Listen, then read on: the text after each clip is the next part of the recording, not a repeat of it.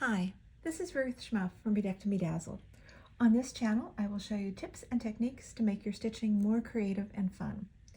Today, I'm going to show you how to make this super cute little leaf.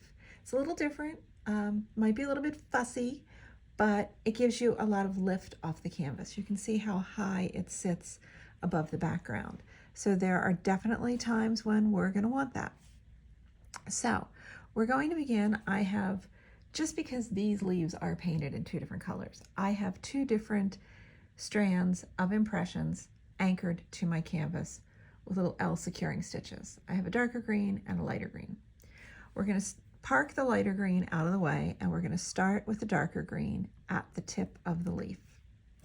You want to bring your needle up and down in the same hole, and we're going to stitch over a straw or an acrylic rod or whatever you happen to have that's handy, because we want all of our loops to be the same height.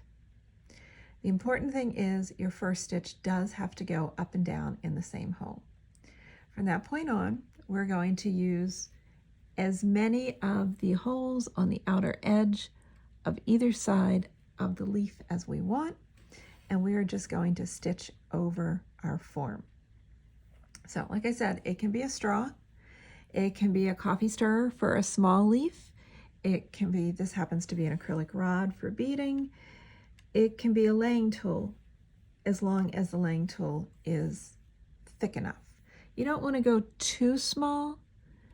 If you go as small as a coffee stirrer or the point of a laying tool, you will have a very tiny little leaf. But as I said, most important thing is first stitch goes up and down in the same hole. From that point on, we are stitching over the form, coming up on one side and down on the other.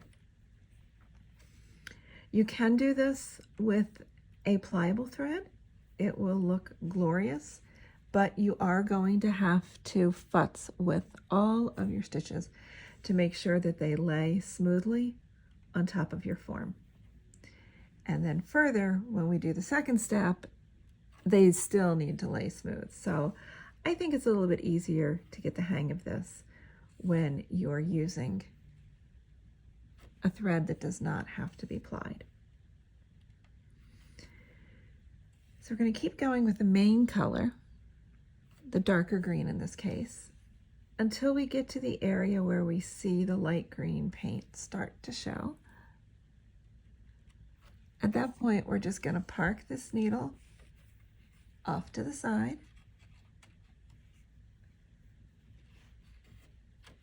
pick up with our lighter thread, and keep going.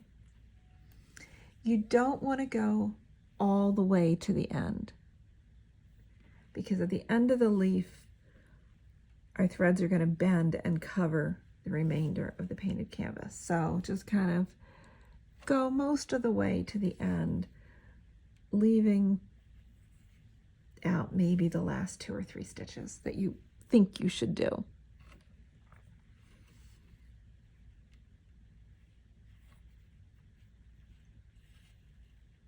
So we're going to do one more stitch.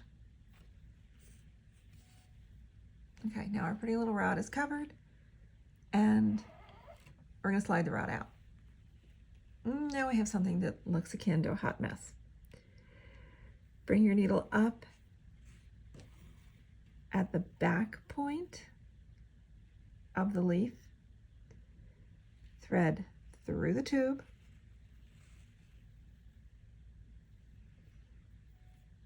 and now they need to shift. They're kind of tilting forward, now they need to kind of tilt backwards. And this is why if you do this with a pliable thread, it takes a little bit more to keep them all going where they belong. And then we're just going to tack that stitch down. This guy has gotten a little bit low. There we go. So I just pulled on him a teeny tiny bit to make him the right height.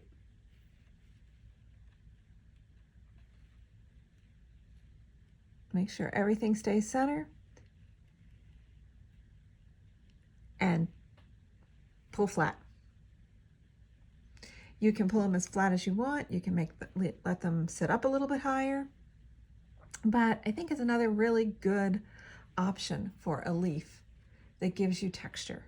When you finish one, make sure that you move on to your next one and do your little L securing stitches or pinhead stitches now, because that's what's going to hold this guy in place. If you don't do it now, then when you start your next one, the first one you did is going to get messed up. So, hope you like the look, and this helps. So don't forget to hit the subscribe button so you don't miss a video. See you soon. Bye.